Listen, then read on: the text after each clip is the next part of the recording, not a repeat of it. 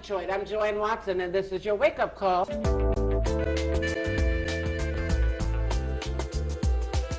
When a brown girl child is born, the earth shifts. The sun is at half-mast. The moon waits for her first cry. Wake up, Detroit. I'm Joan Watson. This is the day the Lord has made. We rejoice, hallelujah, and we're glad in it. We're so glad to have Dr. Claude Anderson in the house. Dr. Claude Anderson, good morning.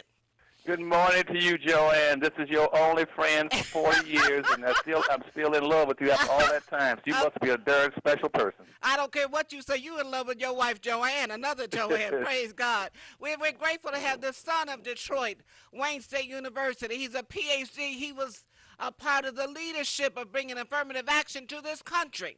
He worked for the governor of Florida.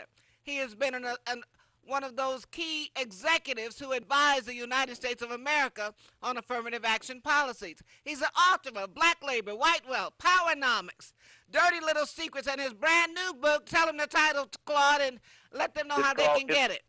It's called The Black Reader, 101 Questions That You Never Thought to Ask. It is a capstone for all the books I've written to tell black folk we're in serious trouble and how to look at it, read it, understand it, and get the hell out of it. And one of the things you've said in every book, Dr. Claude Anderson, is that black people do not have a stake in the economic empowerment in this country. In fact, we are pawns. We are allowing ourselves to be used, and we're not owning like we ought to own, and you have made that abundantly clear in all of your books. We want people to know that they can go to that website and have access to all of your publications. How can they do that, Dr. Claude Anderson?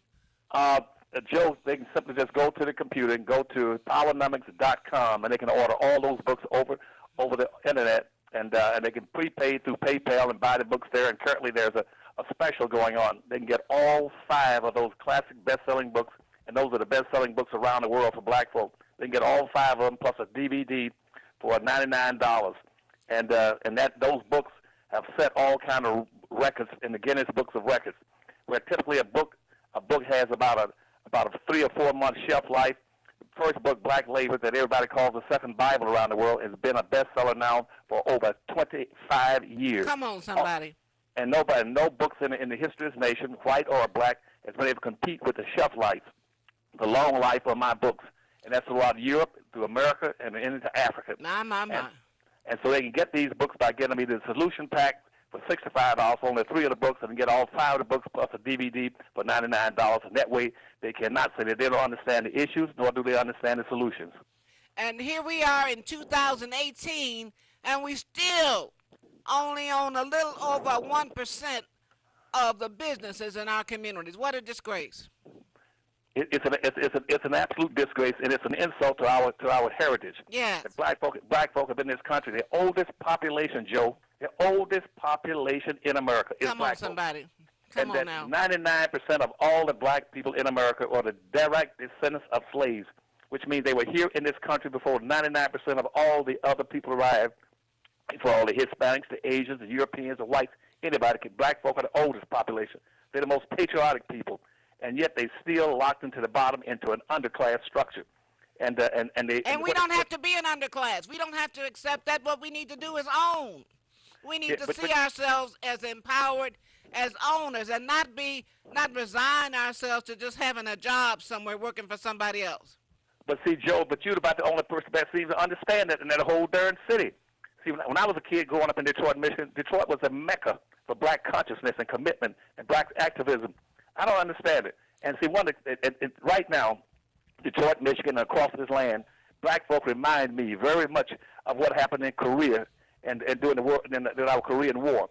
See, black folk in America and in Detroit don't understand one very simple premise, that the institutionalized enslavement of black folk in this country around the world, that was a declaration of war against black folk. That's right. Well, you know what? One of our leaders, Dr. Mario Bedelli, who was also known for a period as Richard Henry, a founder of the Republic of New Africa, which celebrates its 50th anniversary this month.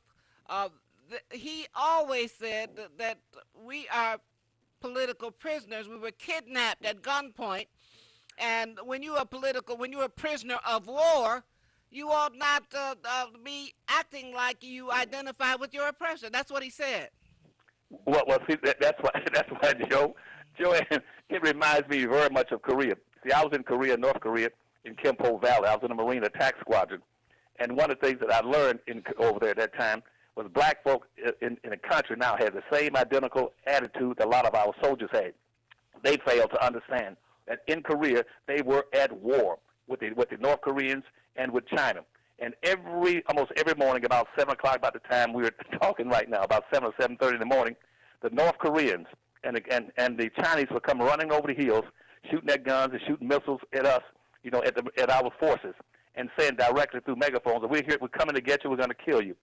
And do you know, Joe, that even a lot of our soldiers failed to understand why they were in Korea? What was the purpose? They were there to defend themselves and push back for themselves and for their country.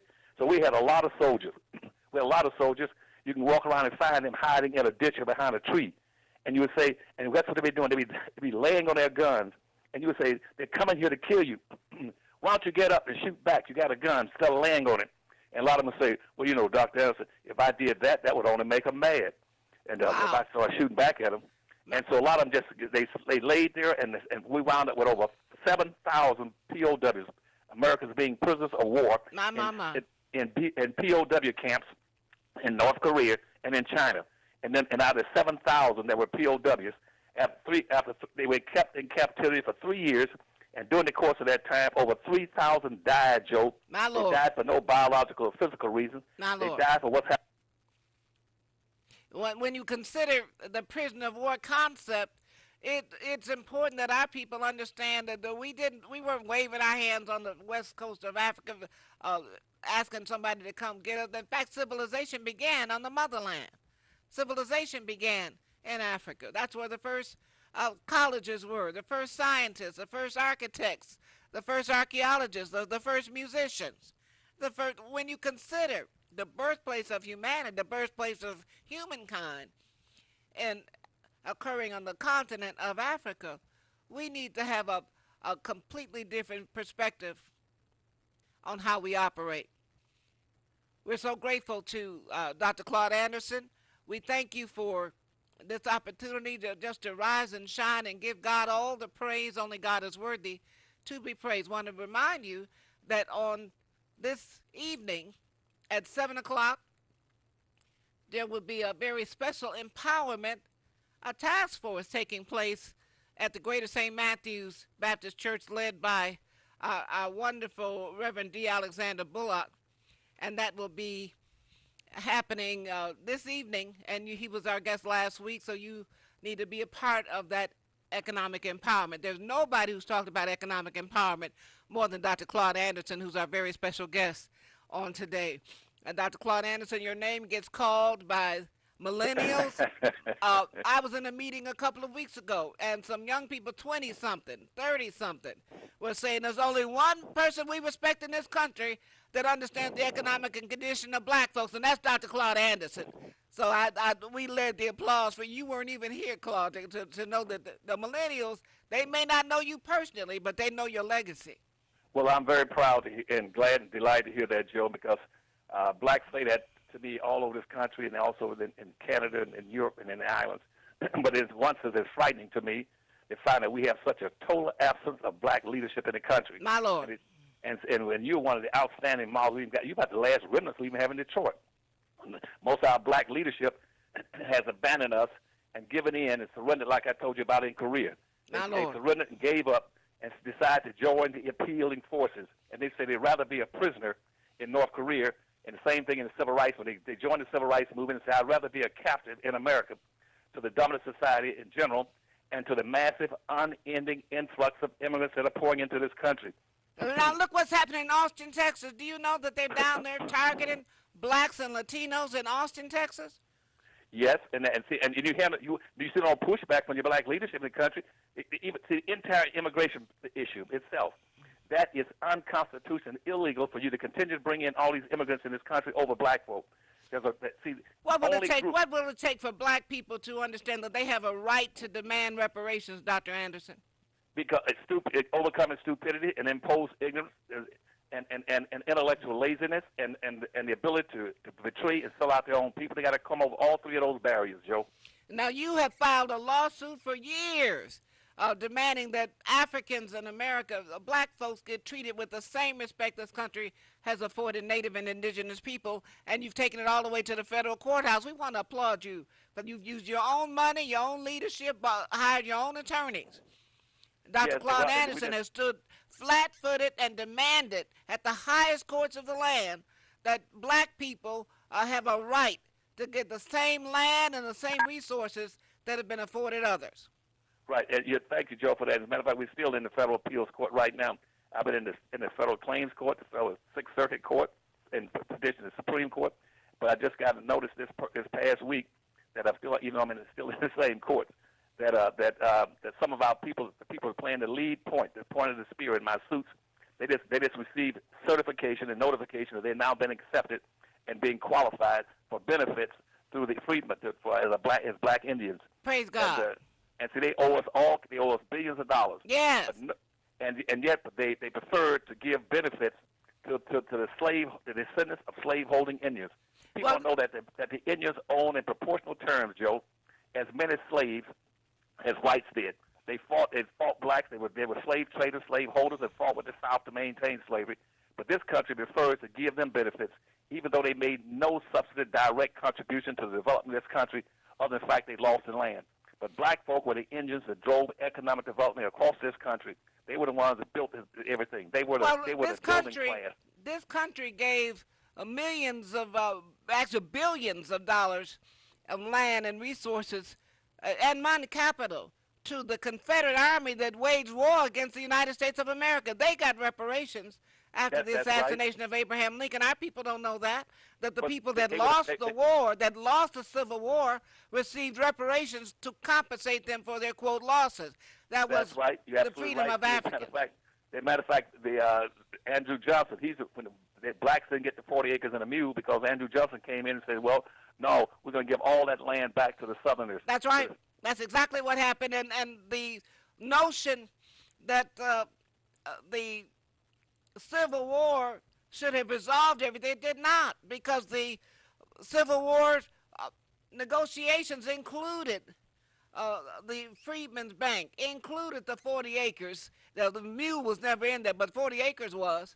It included access to economic investment and included things that never happened because Lincoln was assassinated for that reason. And Johnson took the federal troops that had been assigned to protect Africans, the newly freed Africans who had been enslaved. He pulled the protection, military protection, off them, which left them open to Ku Klux Klan and all level of absolute terror. You're absolutely right, and it's still going on. As a matter of fact, the first terrorists in America were the Southern states, Southern Confederacy. That's right. And that's why you see in all these elections right now that those red states in every election, our people can't even figure that out. Those red states are still the Southern states. If they promise one day that they will rise again, and see the entire thing that put Trump in the office, the Electoral College. The Electoral College that came in the Missouri Compromise in the 1830s, which says that basically that the Southern states will should have an option on how to retain power over the Southern states and over these black folk in America. That's what the Electoral College is about. And that's how Donald Trump won the election this past time, and that's why he's sitting in office. And if you really understand that the so-called Louisiana Purchase, which doubled the size of the United States, was paid for by profits from the slave trade. That's the unpaid labor of our ancestors. That's right. Because France wanted to recoup its losses since Toussaint Louverture beat the heck out of Napoleon in Haiti. And you're right, Joe. And what we're using this morning, you're right on target. This morning, see, and how reparations, funds from slavery was used to empower and enrich the dominant white society. That's exactly right. See, that all the television stations, radio stations, even the cable system, most of the money that accrued from slavery was like U.S. Steel and the rest of it, and J.P. Morgan. They didn't even have to buy some of them. They got the biggest radio stations across the nation, and the TV stations, the government gave them to them. That's right. They didn't pay for them. And when that process of just giving, the Homestead Act was nothing but reparations for white males, European males in this country, Well, you're unearned, right. undeserved land that had already been deeded to native and indigenous people. They just took it because they could.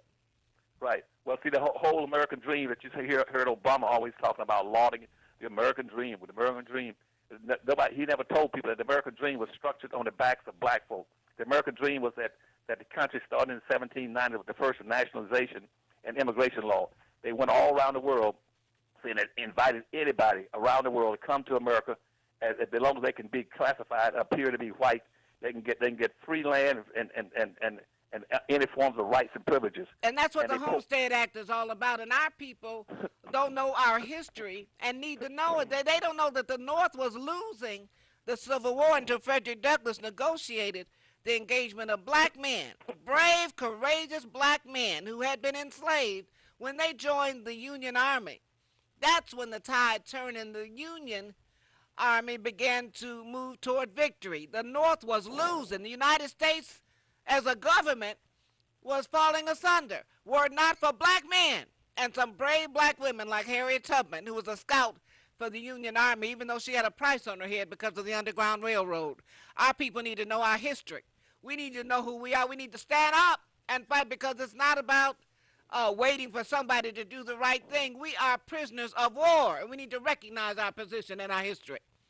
Well, you're right, and further about the North, and please have no confidence in the North, because on the eve of the Civil War, Joe, in 1860, a national survey showed that 98% of all the white people in America were totally, absolutely opposed to blacks being freed from slavery.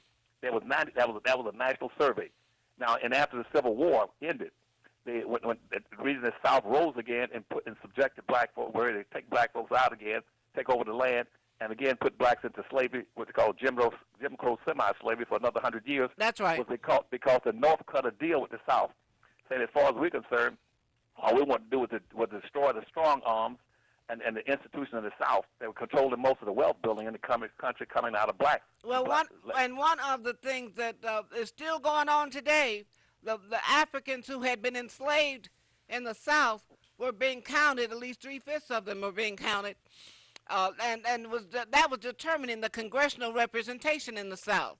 Well, right. Well, that was a part of that Missouri and Compromise. right now, those persons who are housed in the nation's prisons, and right now the United States has more people in prison than any other country in the world, more than anybody else.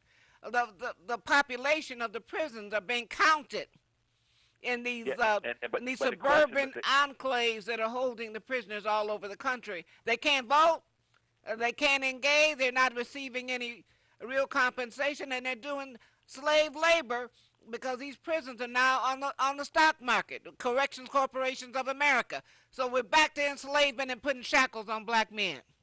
Right, and a model example of what's going to happen all over America is right there in Detroit where you are. And you tried to put up some kind of a limiting barrier back when I was working with you, when you tried to build your city and your culture right there in the city of Detroit. And black folks failed to understand because they got sold out by a city council that was ruled by about 4 or 5 Sambos on the city council. Oh, help me, somebody. Help me, Holy Ghost. And see, they sold them out, and those people are still walking around Detroit, bragging and boasting about how they. Well, some of them 6 feet under, Claus. Everybody didn't survive that. You know, the Lord always has His way. Says, if you can't say something good about somebody who's gone, don't say anything at all. So I'm saying, right. Yeah, it's good they're gone. My. I want our listeners, our viewers, I want the people of Detroit to once again sink their teeth into Dr. Claude Anderson's publications. He just talked about how you can get all 5 of his nationally recognized, renowned publications for $99. There's a special going on right now, and you can reach Dr. Anderson through his website. We want you to reach out to him and really not just about him. It's about lifting up yourself, lift up your family, lift up your brothers, your sisters, your neighbors. How can we, as a Detroit that likes to brag about being the home of the Shrine of the Black Madonna and the Nation of Islam and the 20-year tenure of the Honorable Coleman Alexander Young, the blackest black city in America, how can we, with our history, be satisfied with an apartheid economic situation in the city of Detroit? We should not accept it. We should not condone it. We should not look the other way. We need to read today. Order it today. And if you read it 20 years ago, read it again.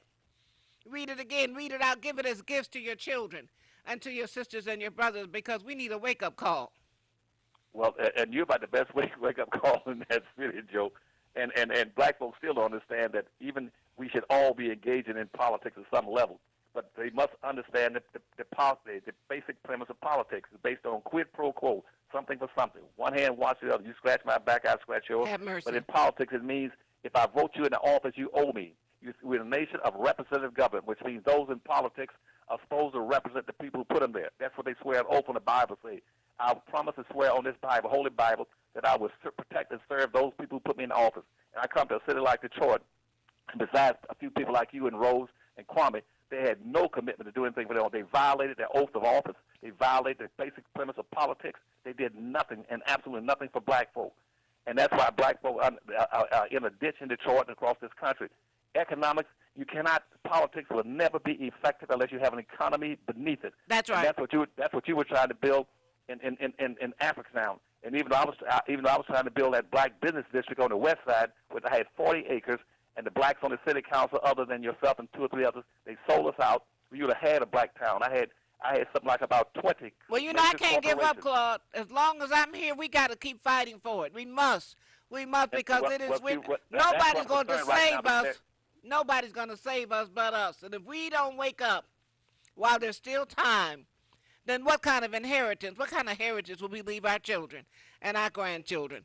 We thank God for a leader, a magnificent man for such a time as this is Dr. Claude Anderson. Dr. Claude Anderson, and we love him. He's an author, Black Labor, White Wealth, Powernomics. And he's got a wonderful, wonderful brand new book out, and you can get all 5 of his books if you go on the Harvest Institute. Now, give him that website again, Dr. Claude Anderson. Right. Thank you, Joe. It's called, you need to go to www.powernomics.com, or you can just simply go to powernomics.com, and you can order those books on a special package up there right now. And get those books and start reading them fast because we're in serious trouble right now. Oh, yes, we are. And I understand that you're the best-selling black author on Amazon. I've been told that. Yes, we are. We have the record. As a matter of fact, some lawyers checked. There's 250,000 sites around the world right now that are citing those books, and ironically, they're through Europe and Africa and in the Caribbean. And here, black folk in this city, like Detroit, they don't even buy the books and won't even read them. And I got Asians and Hispanics that are taking the books and trying to use that information to further empower themselves. And black folk don't understand that in this country, you're in a competitive relationship with immigrants, and they're not coming here to get along with you, to be your friends, or be people of color, or be minority. They're coming here to get over you and surpass you. Let me make this one point that's critically important, particularly in your city, because right now there are international designs to make the biggest Chinatown outside of the China going to be Detroit, Michigan, and bringing in immigrants. So you're going to be an Arab town and a Chinatown. But here's the point those people in Detroit must understand. I tried to talk about this back when I was trying to help you build a culture and an economic base in Detroit. And your city, and the 4 or 5 city council members that are still in that city is not dead. They are gloating in the fact that they blocked it. But immigrants coming to America, Joe, they get 5 to 6 advantages over black folk. In Detroit, they're going to have 4 to 5 to 6 times more advantages in Detroit. For instance, blacks in Detroit, they are still branded as being slaves and hated and despised by the white population. 89 to 90% of all the whites right now, according to research, they still despise and hate black folk. 63 to 64% of all immigrants come to this country say they don't want to be associated, identified with black folk. But here's what they get. They're coming to America and get advantages. For every immigrant coming to America, they're being classified now as whites. Arabs are classified as whites. Hispanics are classified as whites, always classified up until 1970, and before they started calling themselves minorities. American Indians are classified as whites. Now, in America, all those groups, here's what they get. They come into America, they get a point over black folk in Detroit and across the nation for being classified as whites. That's 1 step up over black folk. 2, they get a 2nd step up over black folk for being placed into a minority category. 3, they get another advantage over black folk by having come in with a culture they can relate back to their own country and build businesses in this country. 4, they get an advantage over black folk based on their religion. 5, they get advantage over black folks by having a language. They can go to the United States government and say, we want Spanish stations, we want Arab stations, and they can get those damn stations almost free. That's now, Dr. Anderson, we reached the end of our time. I want you to tell our people where they can get this information. Well, again, please either go to the Harvest Institute, but primarily first go to the Powernomics.com. Powernomics.com and order those books as quick as you can. And Joanne is right on target, and she's about to star You All Got in Detroit. That's why I called her on her wake-up program and say, please, Detroit, my family's there. Wake up and smell the damn coffee. My. Dr. Claudette, he's a son of Detroit. Went to Wayne State University. I understand you went there with attorney Elliott Hall. That's right. That's my buddy, Elliott Hall. Praise God, praise God. Wayne State University, and he's got an earned doctorate, a PhD, and he is a prolific researcher, economist, author, speaker. He's our main man on economic empowerment, and he does not want us to be operating like we're still enslaved. It's time to wake up, Detroit. Dr. Claude Anderson, praise God for you, Dr. Anderson. We love you.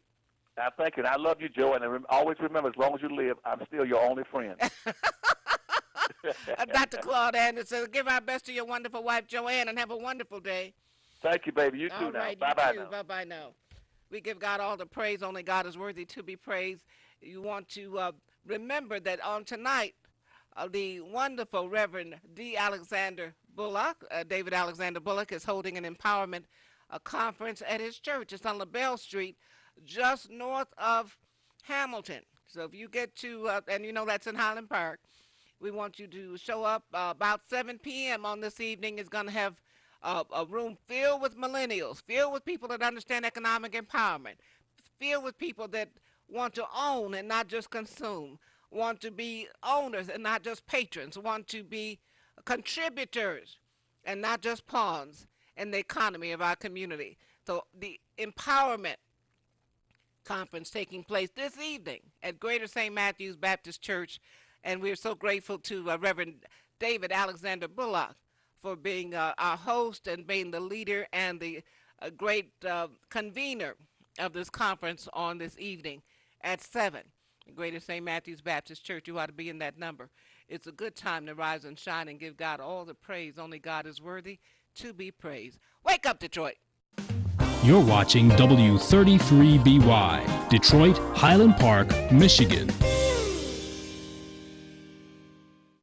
The views and opinions expressed on the following show are not necessarily the views and opinions of W33BY, its affiliates, management, or sponsors. Legend Motor, 10200 West 8 Mile Road. We have Challengers. Guaranteed approval. Infinity. Guaranteed approval. 300S. Guaranteed approval. And much, much more. Legend Motors, 10200 West 8 Mile